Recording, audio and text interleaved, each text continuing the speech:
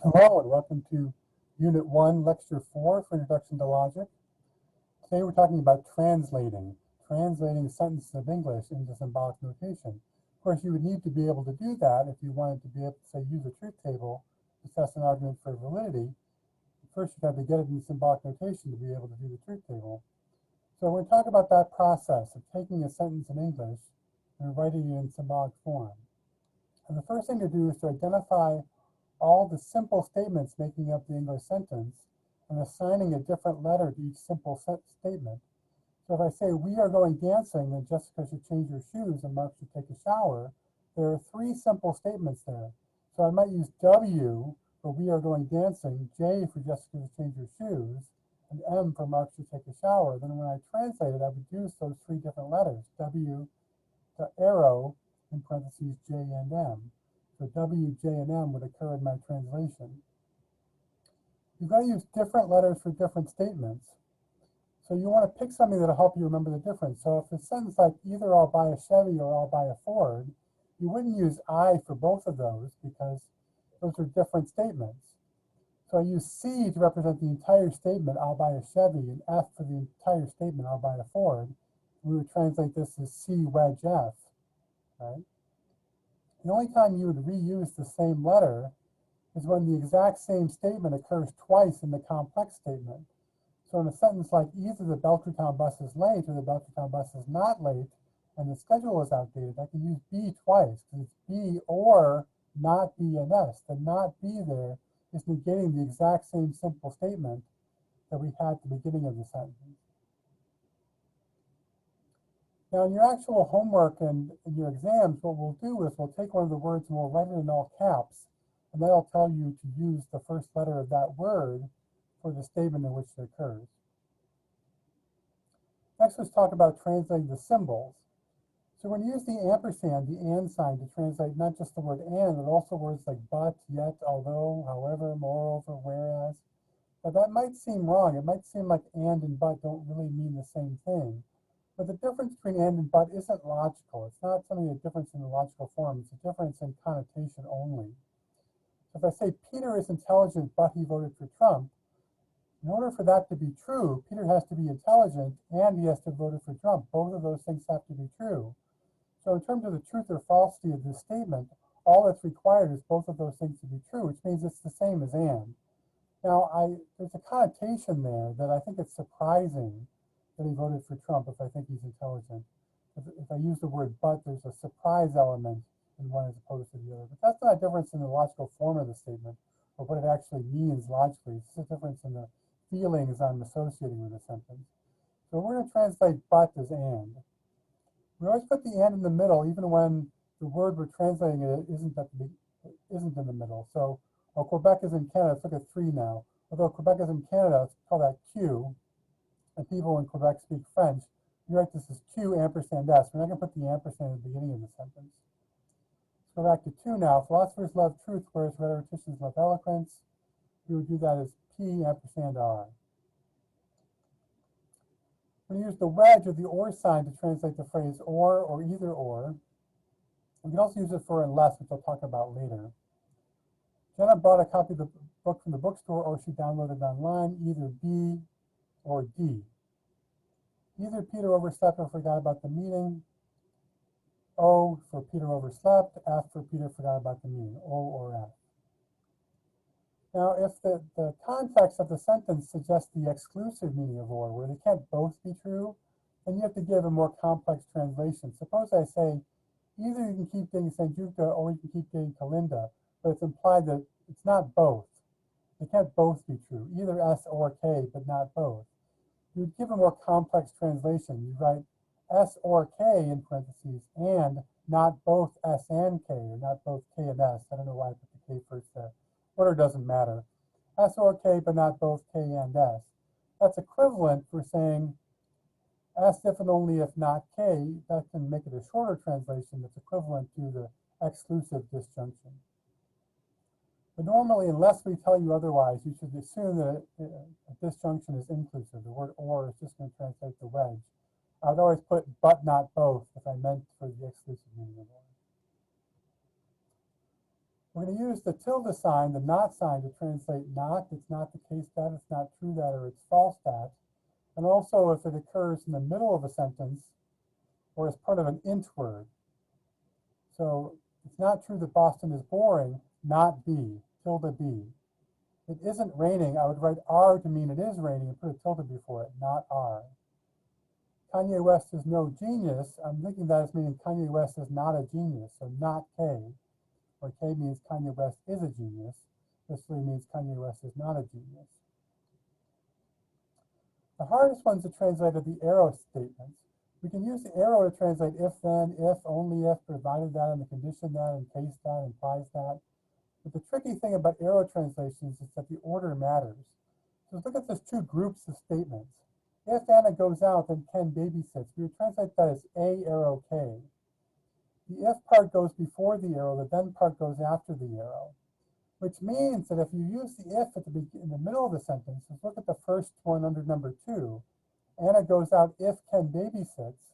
We wouldn't translate that as A arrow K. We want to move the if part at the beginning, K arrow A.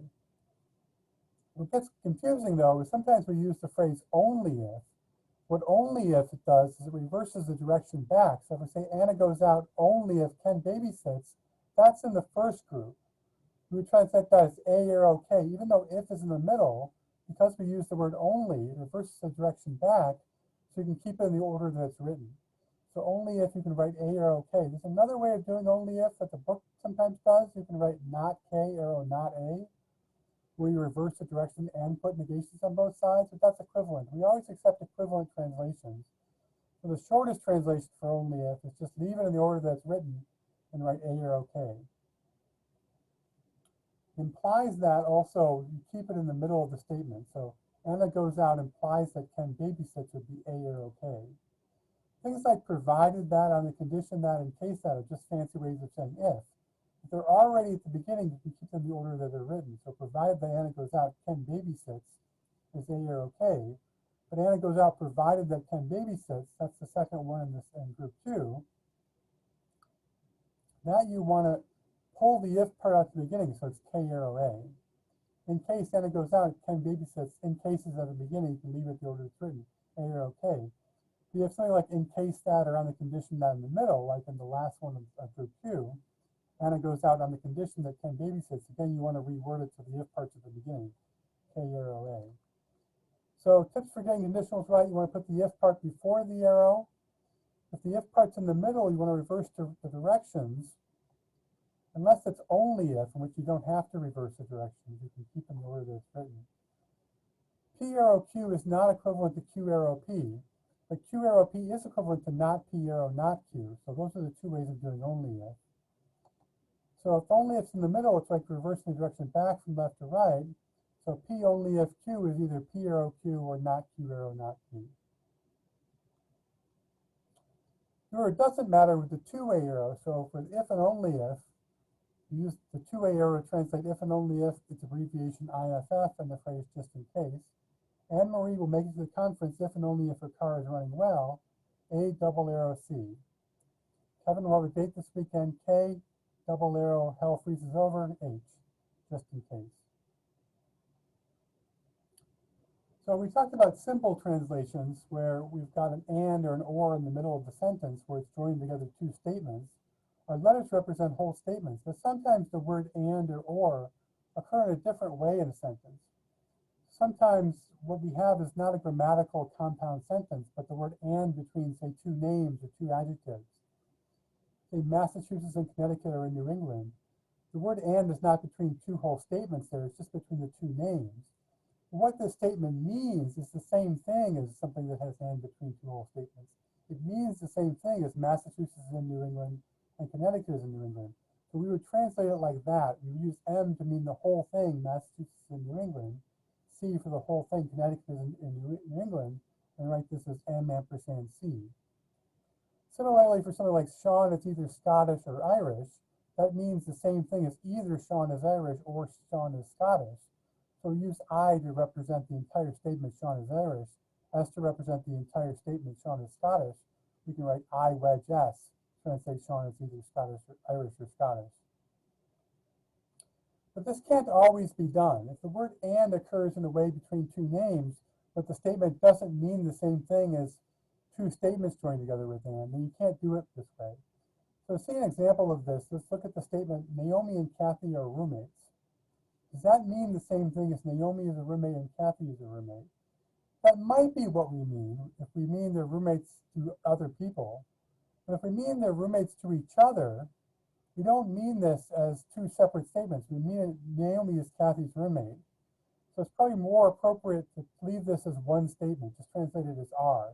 Later in the semester, we'll learn a better way to deal with statements like this. But for the moment, we would just treat this as one simple statement. We wouldn't break it into two sub-statements. It doesn't really mean the same thing as two separate statements. So when you see and or between two names or two adjectives, you've got to think about whether you can divide it into two separate thoughts or not. You have to consider each case individually. So now I want to talk about some more complex forms that we don't have simple symbols for, but we can translate with the symbols that we have in a more complicated way. So one of these is neither nor.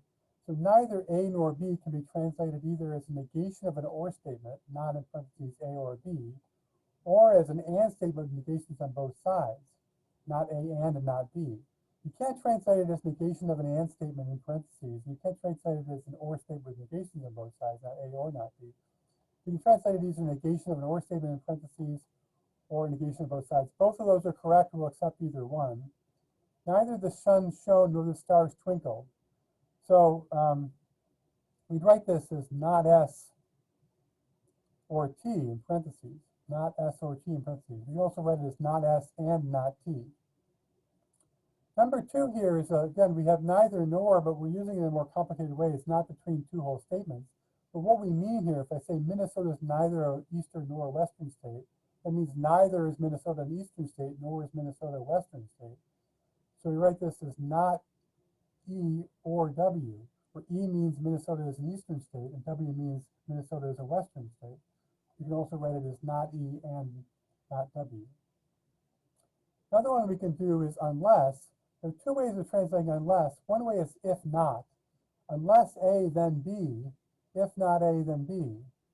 If unless is in the middle of the statement, you can translate it with the if part pulled out to the beginning. So suppose unless is already at the beginning of the statement. Unless you stop staring at me, I'll throw a taco at you. If not S, then T. Right? If not S, then T. If you don't stop staring at me, I'll throw a taco at you. Sarah works at the library unless she's been fired. Here, unless is in the middle. Unless means if not, but it's like having if in the middle. So if she hasn't been fired, we pull the if part at the beginning and put a not on it. If Sarah hasn't been fired, then she works at the library. There's another way of translating unless, where we just do it as or. That might be easier for some of you to remember. If you just do it as or, you don't have to deal with any negations. You don't have to worry about the order. You can just write S or T, or you can write F or W, W or F. Either one works. The order doesn't matter if you use it with an or. Last thing I want to talk about today is necessary and sufficient conditions. This is a fancy way that philosophers talk. And it's a little bit complicated, but it's not as complicated as it might seem. So a sufficient condition is like a guarantee. If I say A is sufficient condition for B, that means A guarantees B, or that if A, then B. But if say A is necessary condition for B, that means I have to have A in order to have B. So if I have B, I have to have A. So you translate these with arrow statements, put a sufficient condition before the arrow, put a necessary condition after the arrow. If you say it's both necessary and sufficient, you can translate it with a two-way arrow. So it's the same as the difference between if and only if. So let's look at some examples. Averaging above 50% is sufficient condition for passing. That means if you average above 50%, if A, then you'll pass. If A, then B. Buying a ticket is a necessary condition for winning the jackpot. That means if you win the jackpot, you must have bought a ticket. You put the necessary condition after the arrow. So it's W arrow B. So notice in one, we put sufficient condition before the arrow. The necessary condition, we put it after the arrow. There's an equivalent way of doing it where you put the necessary condition before the arrow, but then you've got to use negations. If you don't buy a ticket, you can't win. So if it's not, you don't buy a ticket, you must not win. That's another way of doing necessary conditions. I think the book does it. I don't do it that way, but if you find that easier to remember, it's fine for you to do it that way. And again, if you do necessary and sufficient conditions, you would use a two-way. Knowing Bjork is necessary and sufficient for loving Bjork, you can write K double arrow L. Okay? That's all I want to talk about today, but I do want to show you how you do these in your homework, because in the homework, you've got to type in these translations, right? So neither J nor K is able to attend the meeting. So the quick translation of this is not true that J or K. So most of the symbols you can actually type. So the tilde sign, the negation sign, is shift backtick. It's in the upper left corner of most keyboards. You can use a lowercase v for or. Now, when you actually check this, it'll changed it to a slightly different symbol. You'll see that, but it does it for you automatically. You can just type a lowercase v, and it'll change it for you. If you want to do it with an and, do the other translation for neither nor. The ampersand sign is shift 7 on most keyboards. So you can type that directly. But suppose, now that's not correct for this one, but suppose you had to do something with an arrow. How do you type an arrow? Well, to type the arrow, you're just going to do hyphen greater than. That'll change that to an arrow. That's not the correct translation, but if you needed to do one with an arrow, let's say this one, hyphen greater than for the one-way arrow. For the two-way arrow, you do less than hyphen greater than. And if you want to do more than one hyphen, you can do any number of hyphens if you just think that looks better. When I say any number, that includes 0. So you can just do less than greater than, and it'll change it into that. Now this is a one-way arrow, so we can do it like this. K will attend the party only if J does not. There has to be a negation there, so this is the correct translation. K arrow, not J. All right, so that's how you do it on the computer. Thanks for listening.